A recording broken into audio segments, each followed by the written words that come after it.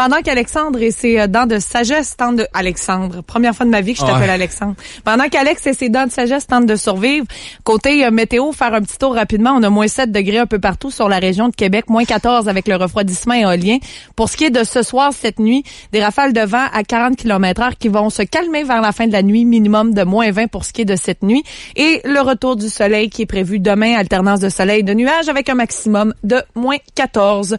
8h08, vous l'attendiez tous. C'est notre préféré qui est là, mercredi soir, 20h08. C'est l'heure de parler avec Christian Herpage, l'enquêteur du paranormal. Salut, Christian. Salut, Laurence. Comment ça va? Ça va bien. Comme ça, vous avez eu beaucoup de neige à Québec.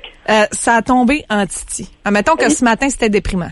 À Montréal, on était plutôt chanceux, c'est-à-dire que nous, ici, on nous avait annoncé là, toute cette tempête-là. Et c'est assez amusant parce que les 3 dernières tempêtes annoncées se sont révélées, en fait, pour faire un mauvais jeu de mots, là, une tempête dans un verre d'eau. et dans le cas présent, c'est un peu ça. Donc, hier soir, tardivement, pluie verglaçante, grisille, mais déjà, là, dans le courant de la nuit, les températures étaient passées au-dessus de 0. Et puis, cet après-midi, écoute, je suis allé à Montréal. J'habite en banlieue de Montréal et je suis allé à Montréal et la chaussée était tout à fait dégagée sur l'asphalte. Quelques petites sorties de route là, ce matin dans les alentours de Montréal parce qu'il y avait encore un peu de glace.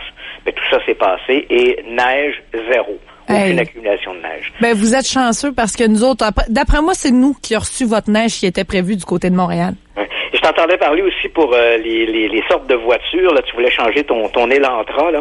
Oui, un matin, je l'aurais changé. Là, ça va mieux, mais ce matin, je l'aurais changé pour pas mal n'importe quoi. Moi, l'hiver, ma voiture d'hiver, c'est une Mustang. Garde ton Elantra. Oui, apparemment que les Mustangs, c'est un petit peu plus capricieux d'un banc de neige.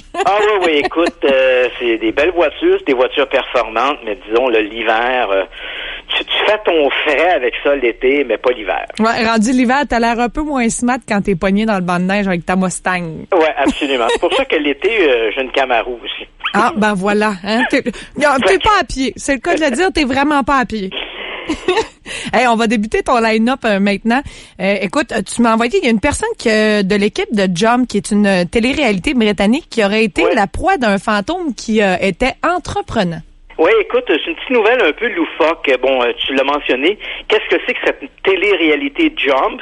Ben écoute, c'est une série britannique. Il y a quelques jours, on en était d'ailleurs à filmer la première.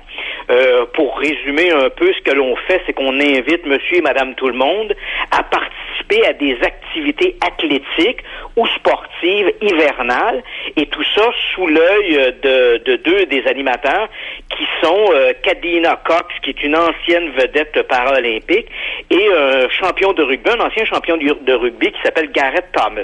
Donc, eux sont les animateurs et ils invitent des gens à participer à des compétitions là, amicales hivernales. Et donc, il y a quelques jours, on était dans le sud de l'Angleterre, on tournait donc la première de cette série de Jump, et voilà que pour les besoins de la situation, tous les gens étaient logés à l'hôtel, bien sûr, et voilà que durant la nuit, Mademoiselle Cox a eu une expérience, disons, plutôt étonnante. Elle a raconté qu'elle s'était réveillée au milieu de la nuit, et elle se sentait pénétrée, et là, vraiment, là, dans le terme sexuel du mot, elle se sentait pénétrée par une entité invisible. Ben là, je suis pas sûr que c'est l'entité au complet qui la pénétrait. J'espère pas, en tout cas. Ou le membre invisible, mais quoi qu'il en soit, elle se sentait là, donc agressée.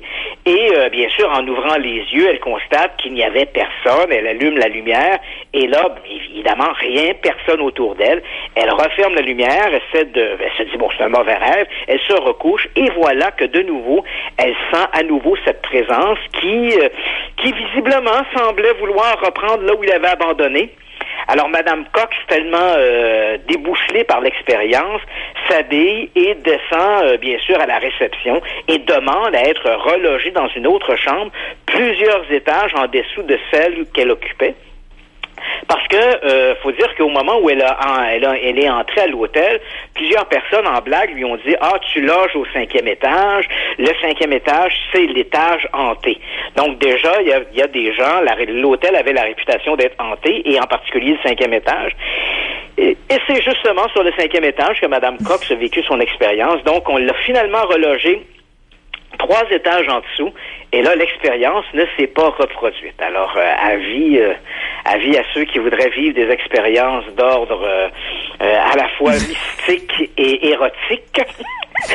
Un petit hôtel de Cornouailles pourrait faire l'affaire. Mais est-ce que ça peut arriver dans certains cas, tu sais, justement, où elle aurait eu des prédispositions, dans le sens où il y a des gens qui ont dit, c'est hanté, puis peut-être qu'elle aurait entendu des histoires, puis ça a fait en sorte que quand c'est arrivé là-bas, elle a eu l'impression que c'était arrivé parce qu'elle en avait entendu beaucoup parler avant? Oui, tu vois, moi, Laurent, je te dirais que quand les gens me racontent qu'ils ont vécu des expériences de ce type-là, un peu fantômes, extraterrestres, peu importe, et que cette expérience-là est vécue au moment du sommeil, j'ai tendance à prendre ça avec un grain de sel. Pourquoi? Parce que on sait maintenant, dans le domaine des neurosciences, on sait depuis une vingtaine d'années maintenant, on a pu identifier tout un ensemble de parasomnies, c'est-à-dire des troubles du sommeil. Et ces troubles du sommeil sont parfois accompagnés. Puis là, on parle vraiment de troubles du sommeil, hein. Et on en connaît, les plus familiers, on les connaît, hein, le somnambulisme, ce genre de trucs-là. Mais vraiment, il y a toute une panoplie de parasomnies. Et l'une d'entre elles, par exemple, c'est la paralysie du sommeil.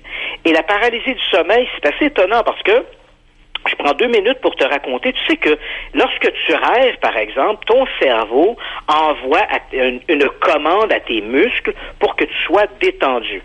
Sinon, par exemple, si tu rêvais de courir au marathon, tu te lèverais dans ton lit et tu courrais. Donc, ton cerveau dit, attention, c'est du rêve, donc il envoie une sorte de somnifère, entre guillemets, à tes muscles pour que tu sois relax, détendu, et là, tu rêves. Évidemment, ce mécanisme-là fonctionne pas toujours à 100%. C'est ce qui fait que de temps en temps, en fonction des activités que tu fais dans tes rêves, tu peux donner un coup de coude, un coup de poing à ton conjoint, un coup de pied, parce qu'il y a ces réactions musculaires qui vont quand même se produire. Dans le cas de la paralysie du sommeil, c'est vraiment surprenant. Hein? C'est un mécanisme, ce mécanisme-là est complètement dysfonctionnel. Et là, le sujet va se réveiller. Donc, prenons toi comme exemple. Tu te réveilles, tu as les yeux bien ouverts, mais ton cerveau n'a pas encore envoyé le signal à tes muscles de reprendre l'activité corporelle. Donc, tu es complètement paralysé, tu ne peux plus bouger, même si tu es éveillé. Et comme tu es comme entre deux phases, ton cerveau, lui, continue d'envoyer des images oniriques à toi qui est pourtant réveillé. Alors, ce qui va se produire, c'est que tu es étendu dans ton lit, tu ne peux pas bouger, et comme tu continues de recevoir des images du rêve, et ça, les scientifiques ne savent pas trop pourquoi ça se produit comme ça, mais ces images-là sont généralement des images négatives, donc des démons, des extraterrestres, des monstres, des créatures mystérieuses.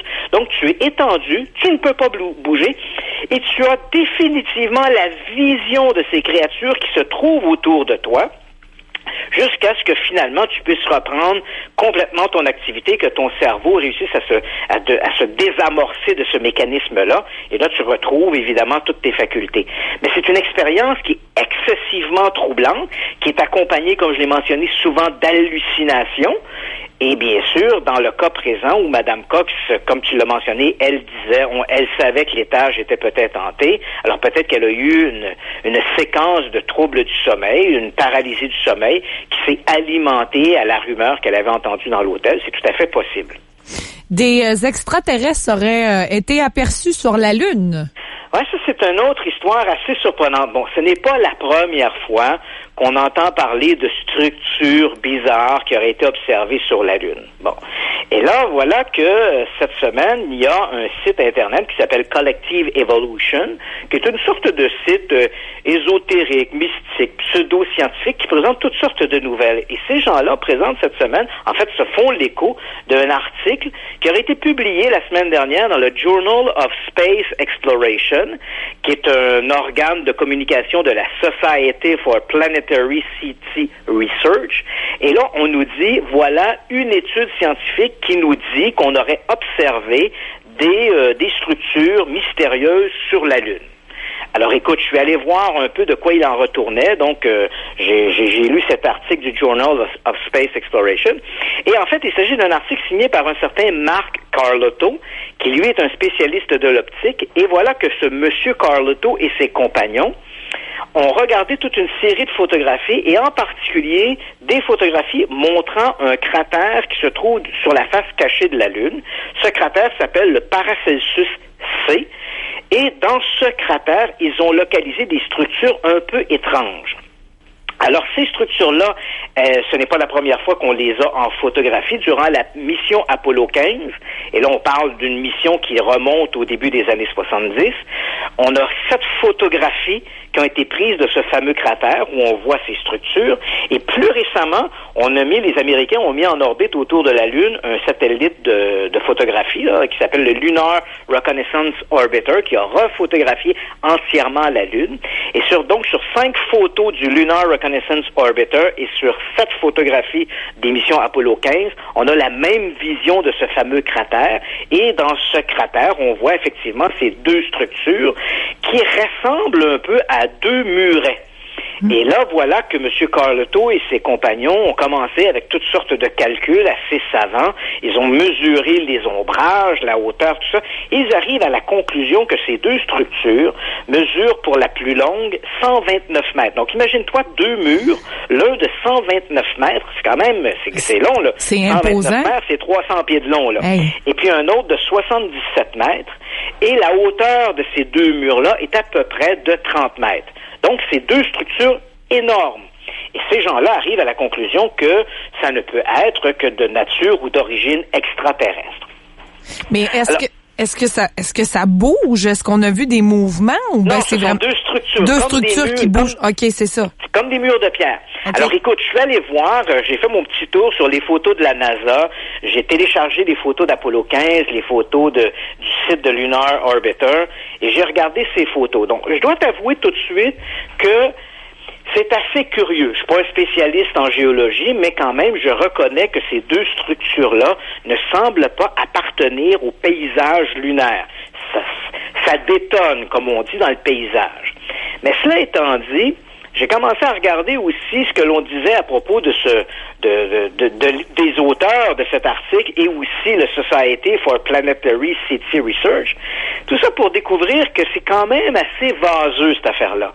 En fait, l'organisation n'est pas une organisation, parce que on nous disait une organisation scientifique, mais dans les faits, cette organisation-là n'est pas une organisation scientifique reconnue par, disons, l'establishment scientifique. Ce sont des gens qui, la plupart, bien sûr, ont quand même une formation académique, mais ce sont des gens qui se réunissent, puis qui font de la petite science en faisant parfois des mesures un peu élastiques. Tu vois le genre? Oui. Et le monsieur Carlotto en question, qui est le signataire de l'article, en fouillant un peu plus loin, j'ai découvert que ce bonhomme-là n'était pas à sa première incursion dans l'univers des monuments extraterrestres, parce que ce type-là, au début des années 90, il avait écrit un ouvrage entier consacré au visage de Mars. Est-ce que tu te rappelles de cette histoire-là? Vaguement, ça me dit quelque chose. Bon, je rappelle pour les auditeurs, parce que là, évidemment, on s'enlise un peu, mais dans les années 70, en 1976, les Américains ont placé les 2 premières sondes autour de la planète Mars à orbiter et à prendre des photographies. Et l'une de ces sondes-là, c'était les sondes Viking 1 et Viking 2. Et ces sondes-là ont photographié les 2 en passant au-dessus d'un désert qui s'appelle le désert de Sidonia. Ils ont photographié un monticule qui ressemblait à un visage humain. Ce visage-là, évidemment, lorsque la photographie a été publiée dans la presse, et là on est à la fin des années 70, je comprends que les imaginations se sont enflammées. Y aurait-il des vestiges extraterrestres sur la planète Mars? Et ce visage, pour te montrer son importance dans la culture populaire, même dans le film Mission to Mars, un film de 2000 de Brian De Palma, cette histoire de visage de Mars est un peu au centre de l'intrigue. Donc, ce fameux, notre bonhomme, M. Carlotto, qui maintenant nous dit qu'il y a peut-être des structures sur la Lune, au début des années 90, il s'était fait le défenseur de ce fameux visage martien. Là aussi, il nous disait que c'était sans aucun doute une structure de nature extraterrestre. Ça ne pouvait pas être une formation naturelle. Malheureusement pour lui, en 1997, les Américains ont envoyé une nouvelle sonde autour de la planète Mars qui est repassée au-dessus du désert de Sidonia, qui a repris de nouvelles photographies. Et malheureusement, ces photographies prises avec des caméras qui étaient 100 fois plus précises que les photographies embarquées sur les sondes Viking ont montré sans l'ombre d'un doute que le visage de Mars n'était rien d'autre qu'un monticule rocheux sans intérêt. Alors, tu vois, donc, là, notre monsieur Carlotto, on dirait qu'il a dû arriver à la conclusion, OK, il n'y a pas de visage sur Mars, la démonstration éloquente en a été faite, alors qu'il se retourne, et là, voilà maintenant qu'il voit des structures mystérieuses sur la Lune. Bon, je veux bien admettre, comme je te l'ai dit, que ces structures-là semblent un peu atypiques dans le cratère. On n'a pas l'impression qu'elles font partie du paysage lunaire, mais avant de prétendre que ce sont des structures de nature extraterrestre, tu comprendras que je me garde une petite gêne. Et j'en suis tout à fait d'accord. Parce que ce qui est assez amusant, c'est que tu sais, des structures un peu atypiques, on en a un peu partout, hein, même sur Terre. On n'a pas besoin de faire intervenir des extraterrestres, hein. Des structures qui rappellent des visages ou des trucs comme ça. Tu sais, on pense à Captcha, on parle aux États-Unis, le Old Man of the Mountain au New Hampshire.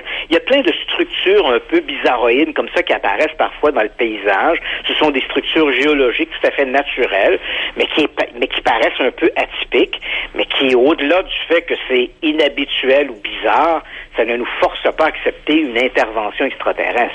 Exact.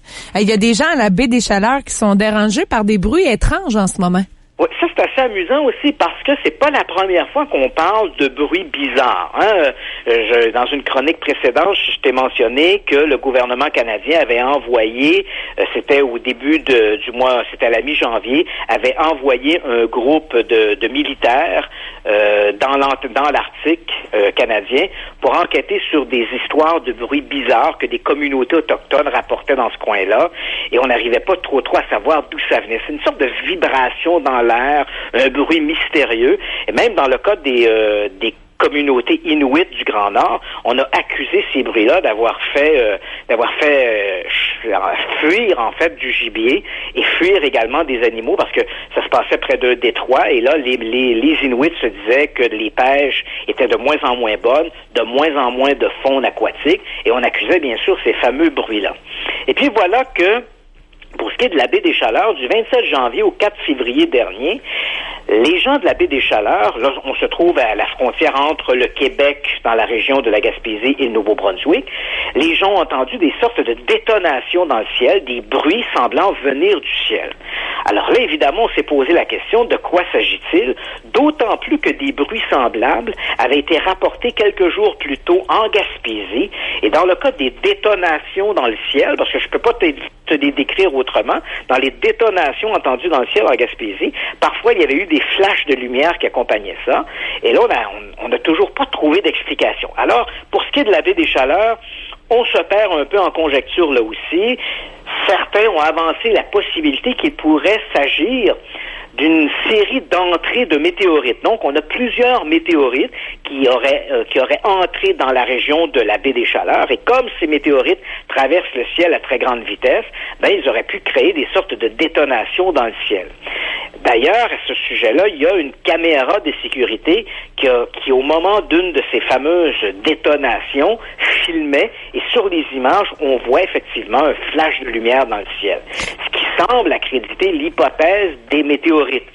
Mais je dois t'avouer que c'est loin de faire l'unanimité. Hein. Moi-même, j'ai consulté quelques astronomes, et eux disent, écoutez, la possibilité qu'une série de météorites entre au même endroit en faisant ce genre de détonation dans le ciel, c'est très peu vraisemblable. Puis est-ce que ça arrivait sur une base régulière, ou bien c'était à des moments où on savait pas trop quand est-ce que ça allait arriver? En fait, c'est arrivé surtout entre le 27 janvier et le 4 février dernier, mais ça n'arrivait pas à la même heure, ça n'arrivait pas suivant une règle précise. C'était un peu sporadique, et ça arrivait à tout moment de la journée, là.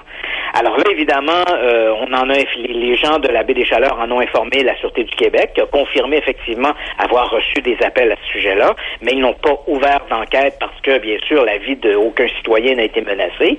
Et là, évidemment, c'est la foire aux spéculations articulations. Donc certains ont dit peut-être s'agit-il de vibrations qu'on entend comme ça dans le ciel et qui sont dues à des mouvements dans le sol, des sortes de micro-tremblements de terre.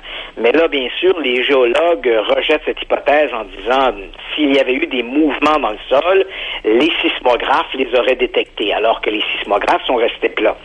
Certains ont parlé également et là, on tombe dans la théorie des complots et des conspirationnistes. Bien sûr, on a parlé d'opérations militaires ultra secrètes qui auraient finalement donné ces détonations dans le ciel.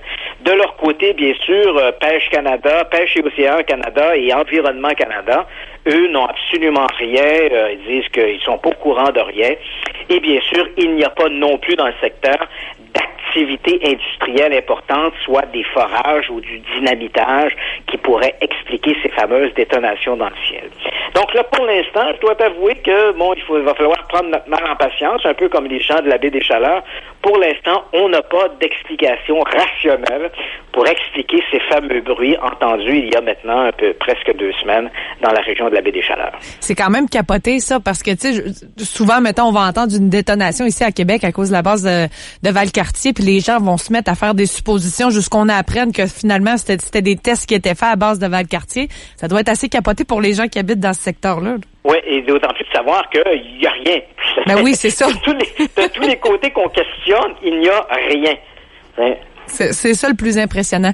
Hey, Christian, notre dernier sujet, je sens que tu vas faire plaisir à beaucoup d'auditeurs parce que c'est une question que tout le monde s'est probablement déjà posée une fois dans sa vie. Pourquoi on dort? Oui, et tu comprends, Laurence, cette question, c'est peut-être la nouvelle la plus importante de la semaine et c'est peut-être une nouvelle également qui va révolutionner notre façon de voir les choses. Et tu le mentionnes bien, la grande question, c'est pourquoi est-ce qu'on dort? En fait, on passe le tiers de notre vie à dormir et crois-le ou non, malgré toutes les recherches scientifiques qui ont été menées, jusqu'à maintenant, aucun scientifique n'avait une réponse absolue et convaincante sur le fait du pourquoi est-ce qu'on dort. Capoté. Bien sûr, on va se dire, on dort parce qu'on se régénère, ça nous donne de l'énergie. Mais quelle est la fonction première du sommeil? Pourquoi est-ce qu'on dort? Pourquoi dormir ne nous donne pas la même efficacité ou n'est pas du ressort de si tu t'assois par exemple chez toi et tu regardes la télévision, tu passes la soirée à ne rien faire, simplement te détendre devant ton téléviseur. Pourquoi est-ce que tu ne seras pas aussi détendu qu'après une bonne nuit de sommeil ou même une courte petite sieste de 2 ou 3 heures? Là? Qu'est-ce qui se passe? Pourquoi est-ce qu'on dort? Et là, voilà qu'on commence peut-être à percer ce grand secret. C'est une étude qui vient d'être publiée dans le très sérieux et respecté périodique scientifique Science.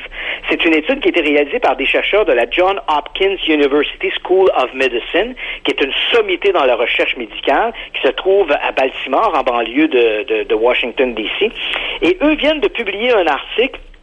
Je te fais grâce du titre en anglais ou en français, c'est quelque chose de vraiment pas sexy, le genre et études sur les chromosomes Y de machin. Là. C'est vraiment assez amusant comme titre, mais vraiment pas sexy. Et ce que eux ont découvert, ils ont fait des études avec 2 groupes de souris. Un premier groupe qui pouvait dormir et un autre groupe qui était privé de sommeil. Et après quelques jours, ils ont constaté chez les souris qui pouvaient dormir que ces souris avaient dans leur sang une protéine marquée, là, de façon très marquée. Ils avaient une protéine qui s'appelle la Homer 1A. Homer, rien à voir avec Homer Simpson. Là. Donc la Homer, même si Homer Simpson fait souvent le couch potato. Oui, c'est ça. Même si des fois on aurait tendance à penser que oui, ça n'a rien à voir. C'est ça, et que lui se repose bien. Donc la Homer 1A, c'est une protéine, et cette protéine, elle est directement liée à nos souvenirs importants et les souvenirs importants qui sont nécessaires à notre quotidien. Je te donne un exemple. Tu dois te rappeler, toi, que tu travailles à Radio X. Oui. Imagine-toi si tu te couchais, tu t'endormais, et que demain matin, tu te réveilles et tu ne te rappelles plus où tu habites, tu ne te rappelles plus où tu travailles, tu ne te rappelles plus ton nom. Donc, tu as bien compris que dans ta mémoire, il y a des éléments mémoriels qui sont essentiels à tes comportements quotidiens. À mon bon fonctionnement. À ton bon fonctionnement. Okay. Donc, cette protéine, la Homer 1A, c'est un peu son travail. Donc, les scientifiques constatent que les souris qui ont bien dormi avaient une quantité plus élevée de cette fameuse protéine dans le sang, mais curieusement également, ils avaient eu une diminution de 20% de leurs synapses. Donc, les synapses, qu'est-ce que c'est?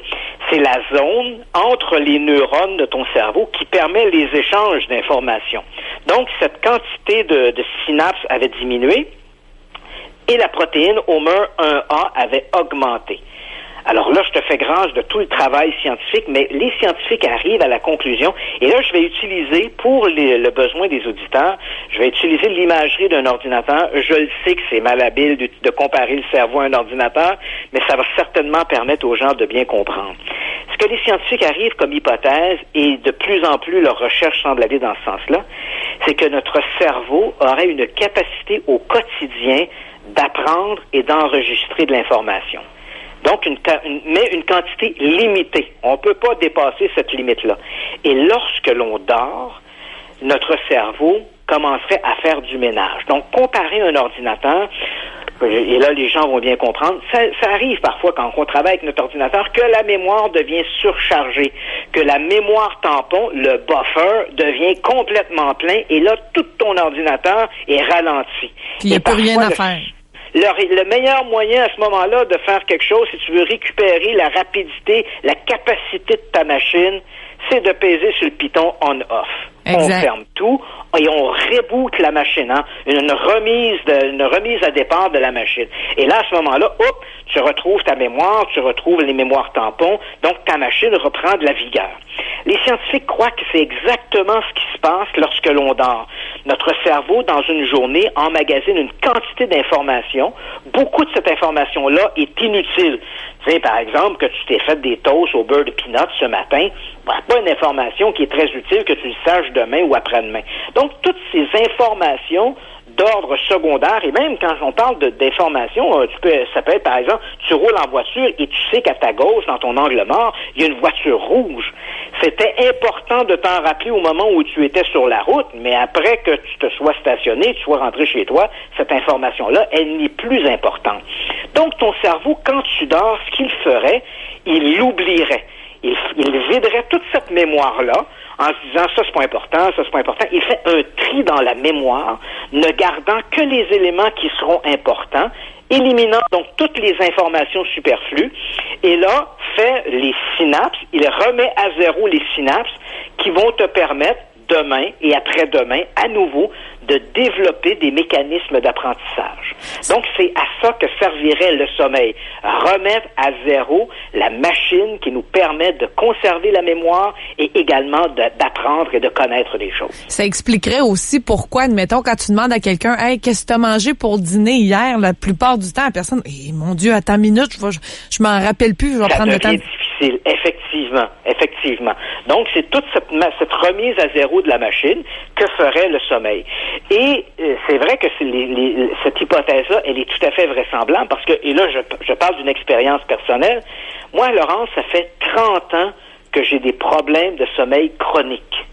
Et je peux te dire que à plusieurs moments, là, si je ne fais pas ce qu'il faut, là, prendre un bon somnifère ou un truc comme ça, bien souvent, ma mémoire va être affectée. J'imagine que plein d'auditeurs également qui ont des problèmes de sommeil, parce que c'est des problèmes courants. En fait, une personne sur 3 souffre de problèmes de sommeil.